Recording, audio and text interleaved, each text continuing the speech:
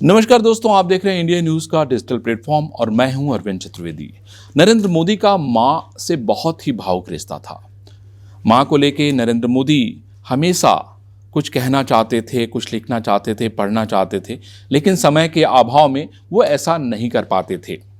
लेकिन इस बार जब मां 100 साल की हुई तो नरेंद्र भाई ने अपने मन की बात अपनी मां के लिए लिखी।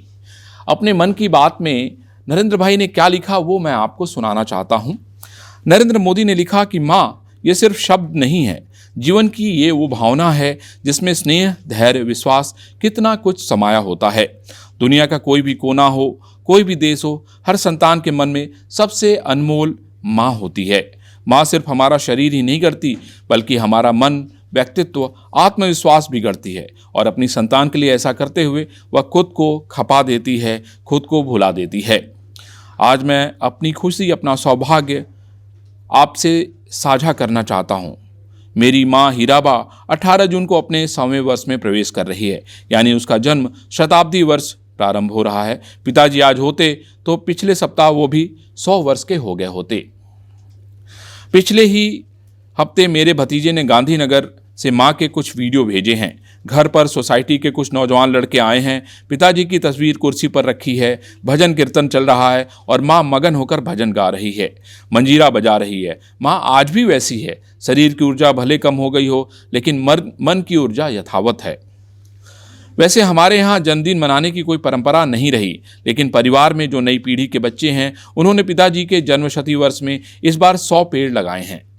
आज मेरे जीवन व्यक्तित्व में जो कुछ भी अच्छा है वो माँ और पिता की देन है। जब मैं यहाँ दिल्ली में बैठा हूँ तो कितना कुछ पुराना याद आ रहा है। माँ की तपस्या उसकी संतान को सही इंसान बनाती है। माँ की ममता संतान को मानवीय संवेदनाओं से भरती है। माँ एक व्यक्ति नहीं, एक व्यक्तित्व है। माँ एक स्वरूप है। मेरी माँ का जन्म मेहसाणा जिले के विसनगर में हुआ था। वडनगर से ये बहुत दूर नहीं है। माँ का बचपन माँ के बिना ही बीता। वो अपनी माँ के आंचल में सिर नहीं छिपा पाई। माँ को अक्षर ज्ञान भी नसीब नहीं हुआ। उन्होंने देखी तो सिर्फ गरीबी और घर के हर तरफ अभाव। बचपन के संघर्ष में मेरी माँ को उम्र से बहुत पहले बड़ा कर दिया। वो अपने परिवार में सबसे बड़ी थी और जब शादी हुई तो भी सबसे बड़ी बहू बनी। बचपन में जिस तरह से अपने पिता के घर सारे कामकाज की जिम्मेदारी उठाती थीं, वैसे ही जिम्मेदारियां ससुराल में भी उठानी पड़ी। परेशानी के बीच माँ हमेशा शांत मन से हर स्थिति में परिवार को संभालती थी। वडनगर के जिस घर में हम लोग रहा करते थे वो बहुत ही छोटा था। उस घर में कोई खिड़की नहीं थी, बाथरूम शौचालय नहीं था। मिट्टी की दीवारों और खपरेल की छत से बना 1-1.5 कमरे का ढांचा ही हमारा घर था। सामान्य रूप से जहाँ अभाव रहता है, जहाँ तनाव भी रहता है, मेरे माता पिता की विशेषता रही। अभाव के बीच उन्होंने घर में कभी तनाव को हावी नहीं होने दिया। कोई भी मौसम हो, पिताजी 4 बजे घर से निकल जाया करते थे। आसपास के लोग पिताजी के कदमों की आवाज़ से जान जाते थे कि 4 बज गए हैं, दामोदर काका जा रहे हैं। घर से निकलकर मंदिर जाना, प्रभु दर्शन करना, फिर चाय की दुकान पर पहुंचकर अपना नित्य कर्म करना, यही उनका स्वभाव था। माँ भी समय की उतनी ही पाबंद थी। उन्हें भी सुबह 4 बजे उठने की आदत थी। सुबह सुबह ही वो बहुत सारे काम निपटा लिया करती थीं। गेहूँ बाजरा पीसना हो, चावल या दाल बिनना हो, सारे काम खुद किया करती थी।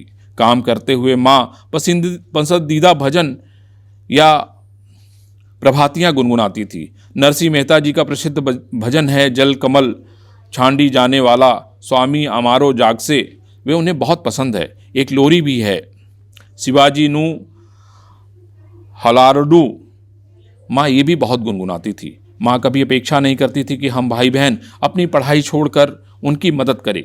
माँ को लगातार काम करते देखकर हम भाई बहनों को खुद ही लगता था कि काम में उनका हाथ बटाएं। मुझे तालाब में नहाने तैरने का बड़ा शौक था। मैं घर के कपड़े लेकर तालाब में धोने निकल जाता था। कपड़े भी धुल जाते थे और मेरा खेल भी हो जाता था। घर चलाने के लिए 2-4 पैसे ज़्यादा मिल जाएं, इसके लिए माँ दूसरों के घरों में बर्तन भी मांजा करती थी। समय निकालकर चरखा भी चलाती क्योंकि उससे भी पैसे जुट जाते। बारिश में हमारे घर में पानी टपकता था। माँ जमीन पर बर्तन रख दिया करती थी। आप जानकर हैरान रह जाएंगे कि उसी पानी को माँ घर के काम के लिए 2-3 दिन इस्तेमाल करती थी। जल संरक्षण का इससे अच्छा उदाहरण क्या हो सकता है। साफ सफाई को लेकर वो कितनी सतर्क रहती है ये तो मैं आज भी देखता हूँ। वो अपनी साड़ी में हमेशा एक छोटा सा तौलिया खोस कर रखती है। माँ के सफाई प्रेम के तो इतने किस्से हैं कि लिखने में बहुत वक्त बीत जाएगा। जीवों पर दया करना उसके संस्कार में झलकता रहा। गर्मी के दिनों में पक्षियों के लिए वो मिट्टी के बर्तन में दाना और पानी जरूर रख दिया करती थी। भोजन को लेकर माँ का हमेशा से आग्रह रहा है कि अन्न का एक दाना भी बर्बाद नहीं होना चाहिए। घर में उन्होंने यही नियम बनाया हुआ था कि उनका उतना ही थाली में डालो जितनी भूख हो। हमारे घर के आसपास जब भी साधु संत आते थे तो माँ उन्हें घर बुलाकर भोजन अवश्य कराती थी। जब वो जाने लगते तो माँ अपने लिए नहीं बल्कि हम भाई बहनों के लिए आशीर्वाद मांगती थी। उनसे कहती थी कि मेरी संतानों को आशीर्वाद दीजिए, वो दूसरों के सुख में सुख देखें और दूसरों के दुख में दुखी हों। मेरे बच्चों में भक्ति सेवा भाव पैदा हो, उन्हें ऐसा आशीर्वाद दीजिए। मुझे दशकों पुरानी एक घटना याद आ रही है। मैं संगठन में रहते हुए जनसेवा में जुट चुका था। घर वालों से संपर्क ना के बराबर रह गया था। उसी दौरान एक बार मेरे बड़े भाई माँ को बद्रीनाथ जी केदारनाथ जी दर्शन के लिए ले गए थे। बद्रीनाथ में जब माँ ने दर्शन किए तो केदारनाथ में भी लोगों को खबर लग गई कि मेरी माँ आ रही हैं। उसी समय अचानक मौसम भी बहुत ख़राब हो गया।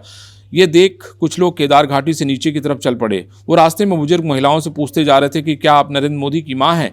ऐसे ही पूछते हुए लोग माँ के पास पहुँचे। उन्होंने माँ को कंबल दिया, चाय पिलाई। फिर तो वो लोग पूरी यात्रा भर माँ के साथ रहे। इस घटना का माँ के मन पर बड़ा प्रभाव पड़ा। तीर्थ यात्रा से लौटकर जब माँ मुझे मिली तो कहा कि कुछ तो अच्छा काम कर रहे हो तुम लोग कि लोग तुम्हें पहचानते हैं। आज लोग माँ के पास जाकर पूछते हैं कि आपका बेटा पीएम है, आपको गर्व होगा?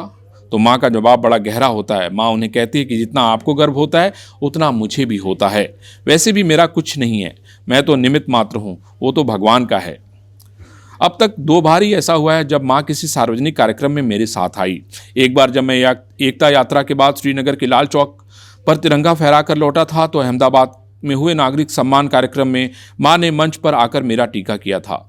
माँ के लिए बहुत भावुक पल था क्योंकि एकता यात्रा के दौरान फगवाड़ा में एक हमला हुआ था जिसमें कुछ लोग मारे भी गए थे।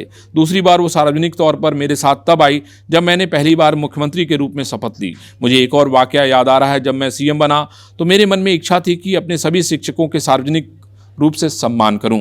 मेरे मन में ये भी था कि माँ तो मेरी सबसे बड़ी शिक्षक रही है, उसका भी सम्मान होना चाहिए। हमारे शास्त्रों में कहा गया है ना, माँ से बड़ा कोई गुरु नहीं होता है। इसलिए मैंने माँ से भी कहा कि आप भी मंच पर आइएगा, लेकिन उन्होंने कहा देख भाई, मैं तो निमित्त मात्र हूँ। तुम्हारा मेरी कोख से जन्म लेना लिखा हुआ था, तुम्हें मैंने नहीं भगवान ने गढ़ा है। ये कहकर माँ उस कार्यक्रम में नहीं आई। कई बार मुझे वो कहती है कि पब्लिक का आशीर्वाद तुम्हारे साथ है, ईश्वर का आशीर्वाद तुम्हारे साथ है, तुम्हें कभी कुछ नहीं होगा। वो बोलती है कि खुद को स्वस्थ रखना, क्योंकि शरीर अच्छा रहेगा तभी अच्छा काम कर पाओगे। माँ के नाम आज कोई संपत्ति नहीं है। मैंने उसके शरीर पर कभी सोना नहीं देखा। अपने छोटे से कमरे में पूरी सादगी से रहती है। ईश्वर पर माँ की अगाध आस्था है, लेकिन वो अंधविश्वास से कोसों दूर रहती है। हमारे घर को उन्होंने हमेशा अंधविश्वास से बचा कर रखा। वो शुरू से कबीरपंथी रही और आज भी उसी परंपरा से अपना पूजा पाठ करती है। हाँ, माला जपने की आदत सी पड़ गई है। दिन भर पूजन भजन माला जपना इतना ज़्यादा हो जाता है कि नींद भी भूल जाती है। घर के लोगों को माला छिपानी पड़ती है, तब जाकर उन्हें नींद आती है। उन्हें दशकों पहले की भी बातें अच्छी तरह याद है। आज भी कोई रिश्तेदार उनसे मिलने आता है और अपना नाम बताता है तो वो तुरंत उसके दादा या दादी नाना नानी का नाम लेकर बोलती हैं, अच्छा तुम उनके घर से हो। इतने बरस की होने के बावजूद माँ की याददाश्त अब भी बहुत अच्छी है। दुनिया में क्या चल रहा है आज भी इस पर माँ की नज़र रहती है। हाल फिलहाल में मैंने माँ से पूछा कि आजकल टीवी कितना देखती हो। माँ ने कहा टीवी पर तो जब देखो तब सब आपस में झगड़ रहे होते हैं। हाँ, कुछ जो शांति से समझाते हैं और मैं उन्हें देखती हूँ। माँ इतना कुछ गौर कर रही है, ये देखकर मैं चकित रह गया। माँ छोटे बच्चों के उपचार के कई देसी तरीके जानती है। वडनगर वाले घर में तो अक्सर सुबह से ही कतार लग जाती थी। दूसरों की इच्छा का सम्मान करने की भावना, अपनी इच्छा ना थोपने की भावना मैंने माँ में बचपन से ही देखा। मैंने जब घर छोड़ने का फैसला कर लिया तो उसे भी माँ कई दिनों पहले ही समझ गई। मेरी बात सुनकर पिताजी बहुत दुखी हुए, थोड़ा खिन्न होकर बोले, तुम जानो तुम्हारा काम जाने। लेकिन मैंने कहा कि मैं ऐसे बिना आशीर्वाद लिए घर छोड़कर नहीं जाऊंगा। पिताजी की तसल्ली के लिए माँ ने उनसे कहा कि वो चाहे तो मेरी जन्मपत्री किसी को दिखा ले। हमारे एक रिश्तेदार जो ज्योतिषी का विज्ञान था, पिताजी मेरी जन्मपत्री साथ उनसे मिले। जन्मपत्री देखने के बाद उन्होंने कहा उसकी तो राह ही कुछ अलग है। ईश्वर ने जहाँ तय किया है वो वहीं जाएगा। घर छोड़ने के बाद वर्षों में मैं जहाँ रहा, जिस हाल में रहा, माँ के आशीर्वाद की अनुभूति हमेशा होती रही। माँ मुझे गुजराती में ही बात करती। गुजराती में तुम के लिए तू और आप के लिए तमे कहा जाता है। मैं जितने दिन घर में रहा माँ मुझसे तू कहकर ही बात करती थी, लेकिन जब मैं घर छोड़ा, अपनी राह बदली, उसके बाद माँ ने मुझसे तू कहकर बात नहीं की, आप या तमे कहकर ही बात करती है। जब मेरा मुख्यमंत्री बनना तय हुआ तो मैं गुजरात में नहीं था। एयरपोर्ट से मैं सीधे माँ से मिलने गया। खुशी से भरी हुई माँ का पहला सवाल यही था कि क्या अब यही रहा करोगे? माँ मेरा उत्तर जानती थी। फिर मुझसे बोली, मुझे सरकार में तुम्हारा तो काम तो समझ नहीं आता, लेकिन मैं बस यही चाहती हूँ कि कभी रिश्वत नहीं लेना। दिल्ली आने के बाद माँ से मिलना और भी कम हो गया। जब मैं गांधीनगर जाता हूँ तो कभी कभार माँ के घर जाना होता है। वो मुझे बार बार याद दिलाती है कि मेरी चिंता मत करो, तुम पर बड़ी जिम्मेदारी है। माँ से जब भी फ़ोन पर बात होती है तो कहती है, देख भाई, कभी कोई गलत काम मत करना, बुरा मत करना, गरीब के लिए काम करना। जब मैं माँ से मिलता हूँ तो वो कहती हैं, मैं मरते समय तक किसी की सेवा नहीं लेना चाहती, बस ऐसे ही चलते फिरते चले जाने की इच्छा है। मैं अपनी माँ की इस जीवन यात्रा में देश की समुची मातृशक्ति के तप, त्याग और योगदान के दर्शन करता हूँ। अभाव की हर कथा से बहुत ऊपर एक माँ की गौरव गाथा होती है। संघर्ष के हर पल से बहुत ऊपर एक माँ की इच्छा शक्ति होती है। माँ, आपको जन्मदिन की बहुत शुभेच्छा। इस तरह से प्रधानमंत्री नरेंद्र मोदी ने अपनी माँ के 100 वर्ष का हो जाने के बाद अपने मन की जो बात थी उसको कलम के जरिए लिखा, और ये मैं आज आपको सुना रहा हूँ। तो इसके जरिए आप समझ सकते हैं कि माँ और बेटे में कितना अगाध प्रेम था।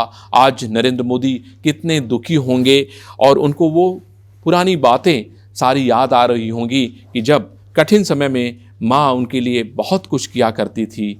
उस समय नरेंद्र भाई छोटे रहे होंगे, धीरे धीरे बड़े हुए होंगे, तो उनको समझ में आया होगा कि एक माँ अपने बेटे के लिए अपने पूरे जीवन को खपा देती है।